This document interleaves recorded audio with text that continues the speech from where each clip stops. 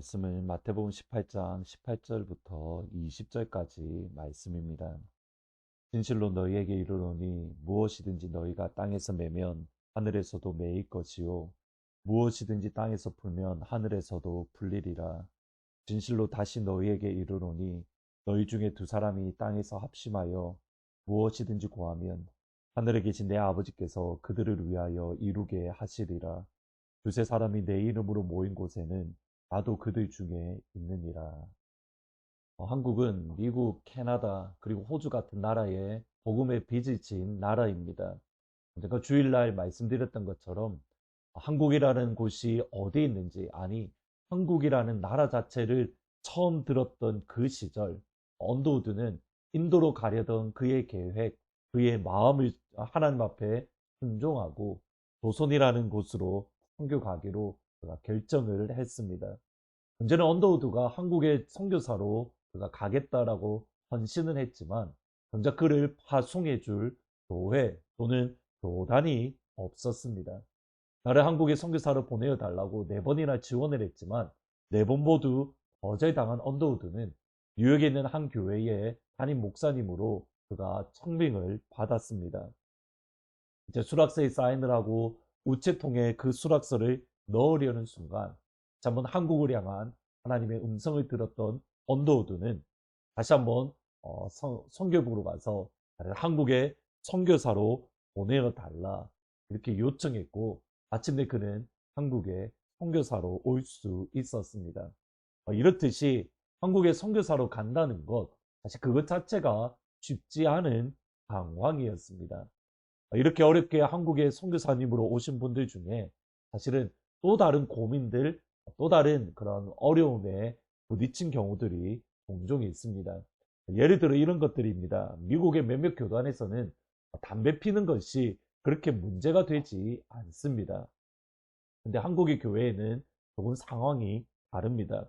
담배 피는 것을 처음부터 교회는 금지했기 때문에 그리스도인 하면 당연히 담배를 피지 않는 사람 이렇게 인식이 되어 있습니다. 제가 어렸을 때만 하더라도 생각을 해보면 담배 피는 것이 정말 큰 죄다라는 그런 그리스도인으로서의 생각, 그런 인식들이 분명히 있었습니다. 한국에 선교를 하러 오신 선교사님 가운데에 다른 것들은 다 어느 정도 적응을 하겠는데 담배 피는 것에 대해서는 끊는 것이 보통 어려운 것이 아니었습니다. 그러다가 도저히 담배가 너무 피우고 싶어서 어떻게 할까 고민했던 선교사님이 버스를 타고 마지막 종점까지 가셔서 그곳에 내려서 담배를 한 대 피우셨습니다. 그리고 그때 마침 그곳을 지나가던 선교사님이 사역하시던 그 교회의 권사님이 선교사님이 담배 피는 모습을 보신 겁니다. 어떻게 해야 될까 이렇게 저렇게 고민하던 가운데에 새벽 예배에 가시면 이제 기도를 하는데 선교사님이 생각하며 권사님의 마음이 너무 힘든 겁니다. 아픈 겁니다. 그래서 하나님 우리 선교사님하고 담배 끊게 해주세요라는 말을 못하고 하나님 우리 선교사님 엉엉엉 계속 이렇게 우시는 겁니다. 근데 그 기도를 옆에서 들었던 또 다른 권사님이 선교사님 무슨 문제가 있나 보다 큰 어려움이 있나 보다라고 하고 또 선교사님의 이름을 부르면서 울면서 기도하고 그런 기도가 교회 전체에 퍼지는 겁니다. 그래서 선교사님이 어떻게 된 일인가라고 알아보니 그 권사님이 담배 피는 모습을 보았고 그것 때문에 그렇게 기도했다는 것까지 알게 되시는 겁니다. 그리고 그때로부터 담배를 끊겠습니다라고 단호하게 끊으셨다라는 일화가 있습니다. 여러분 이것이 그 권사님의 모습이 하나님 교회의 진짜 모습입니다. 지극히 작은 자 중 하나를 마음으로부터 업신여기면 안 된다라고 말씀하신 예수님은 그 지극히 작은 자가 얼마나 소중한가 한 비유로 설명을 해 주십니다. 양 100마리가 있는데 그 중에 한 잃어버린 양이 한 마리가 있다면 99마리의 양을 내버려 두고 그 한 마리를 찾으러 가지 않겠는가? 잃어버린 양 한 마리의 비유입니다. 그리고 15절 이하에 이렇게 말씀을 합니다. 내 형제가 죄를 범하거든 가서 너와 그 사람과만 상대하여 권고하라. 많이 들으면 내가 내 형제를 얻을 것이요. 많이 듣지 않거든 한두 사람을 데리고 가서 두세 증인의 입으로 말마다 확증하라. 만약 그들의 말도 듣지 않거든 교회에게 말하고 교회의 말도 듣지 않거든 이방인과 세리와 같이 여기라. 내 형제가 죄를 범했다는 상황을 예수님이 하나의 상황을 가정을 하십니다. 예수님이 말씀하시는 그 형제가 죄를 지었다. 무슨 죄인지 정확하게 알 수 없습니다. 예수님이 이전에 직전에 말씀하셨던 잃어버린 양 한 마리 비유와 연결해서 생각해 보면 예수님을 믿는 믿음까지 잃어버릴 수 있는 상황 그리고 교회에도 큰 해를 끼칠 수 있는 그러한 죄인 것을 알 수 있습니다.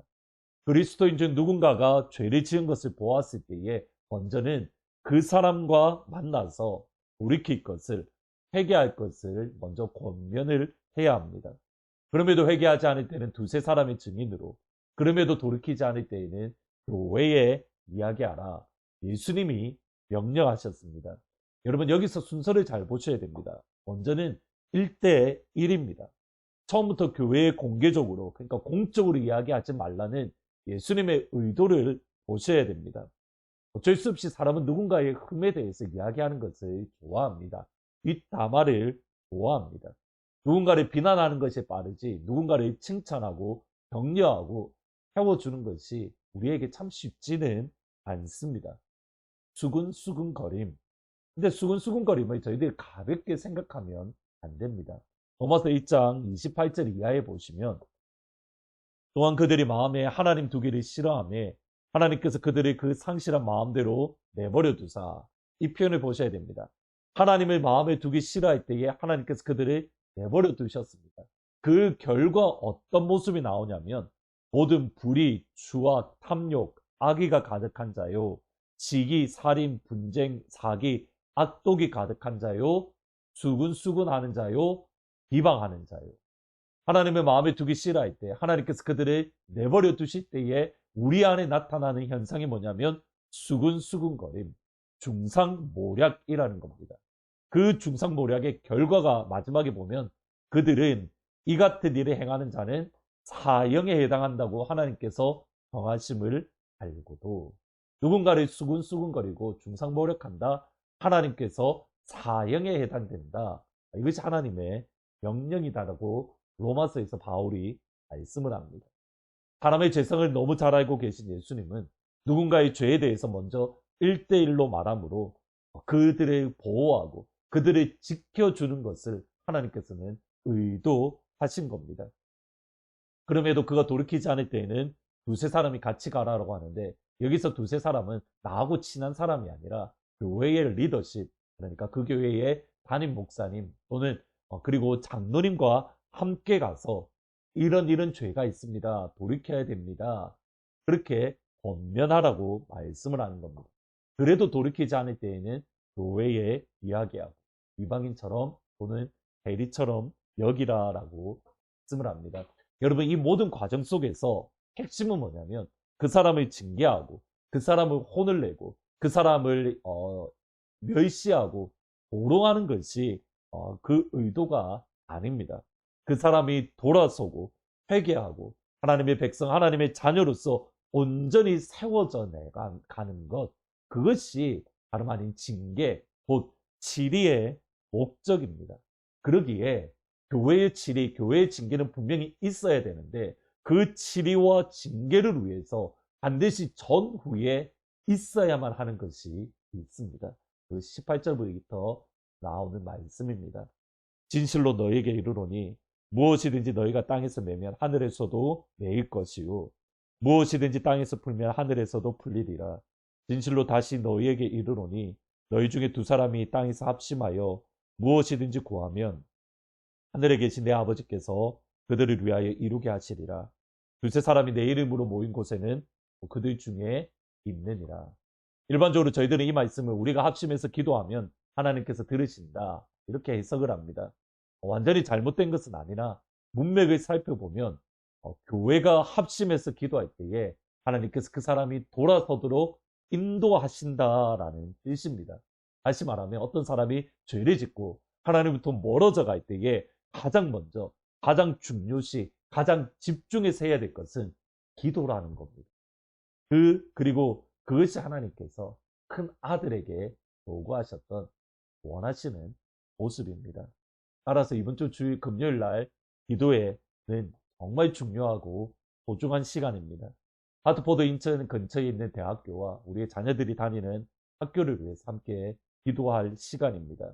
이 시간을 통해서 부흥이 우리의 자녀들에게 임하기를, 그들의 삶 속에서 끊어야 할 것은 끊고 붙들어야 할 것은 붙들 수 있도록, 그들이 다니는 학교에 하나님의 영이 충만하게 풍성하게 임함으로 이 아이들의 삶 속에 놓치지 말아야 할 것이 무엇이고 붙들어야 할 것이 무엇이고 끊어야 할 것이 무엇인지 그들 가운데 경험되어지도록, 주일날 말씀드렸듯이 아는 복음이 아니라 복음을 뛰어넘어서 그들에게 복음이 사건이 되어질 수 있도록 기도해 주십시오. 두세 사람이 내 이름으로 모인 곳에, 기도하는 곳에 우리 주님도 함께 하십니다. 기도하십니다. 아버지 하나님, 두세 사람이 내 이름으로 모인 곳에 나도 그들 중에 함께하며 그들을 돌이키고 그들을 긍휼히 여기고 그들을 붙잡아 주리라 라고 약속하신 아버지, 저희들이 이번 주 금요일날 함께 모여서 우리의 자녀들과 또 자녀들이 다니는 대학교와 또 학교와 초등학교와 중학교와 고등학교를 위하여 기도하려 합니다. 하나님, 이 시간을 통해서 우리의 자녀들이 끊어야 될 것은 끊어버리게 하시고 붙들어야 될 것은 붙들 수 있는 다른 누군가의 부흥의 이야기가 아니라 우리의 부흥의 이야기가 되어질 수 있도록, 우리의 자녀의 부흥의 이야기가 되어질 수 있도록 하나님 은혜 베풀어 주옵소서.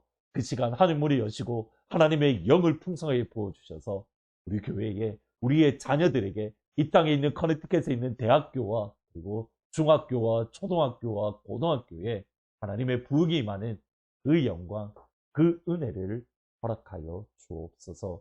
예수님의 이름으로 기도합니다.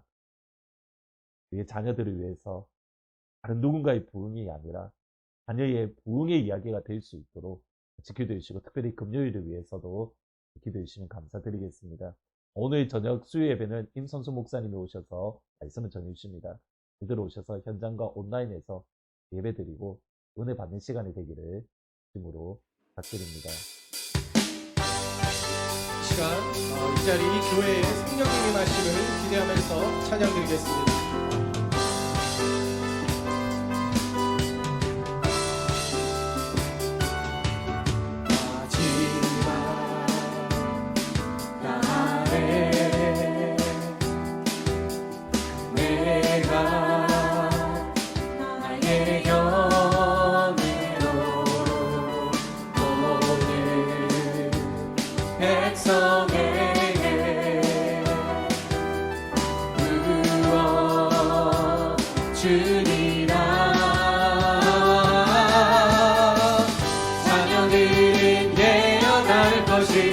청년들은 환상을 보고 아비들은 금을 끄리라.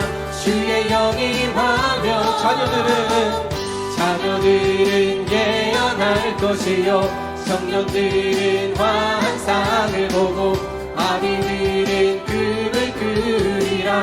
주의 영이 임하며 성령이여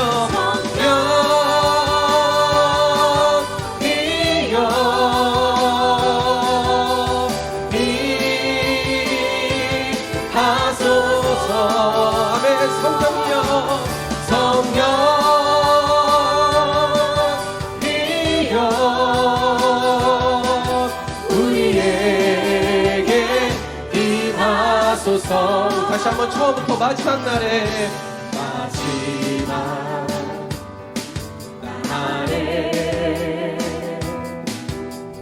내가 나의 영으로 모든 백성에게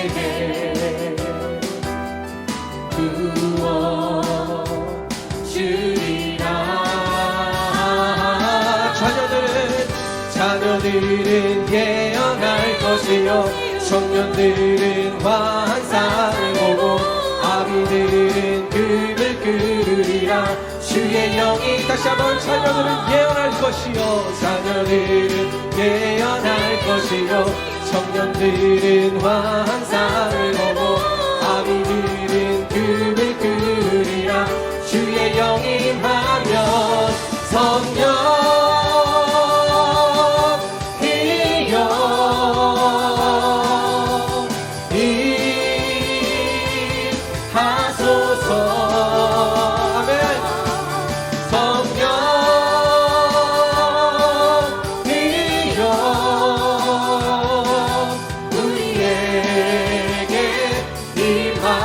임하소서.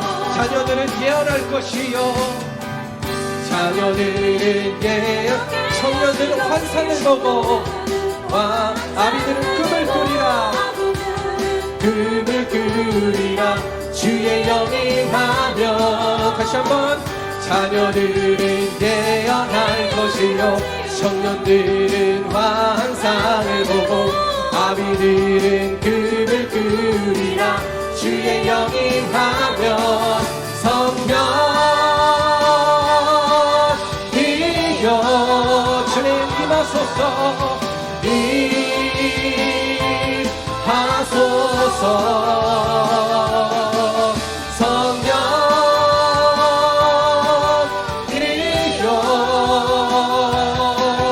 우리에게 임하. 다시 한번 고백하겠습니다. 성령이여 임하소서 성령이여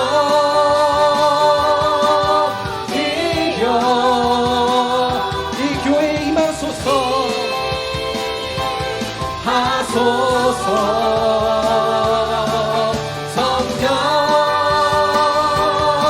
성령이여 우리에게 임하소서. 우리에게 임하소서 우리에게 임하소서. 아멘. 주님께 영광의 박수를 올려드리겠습니다. 아멘.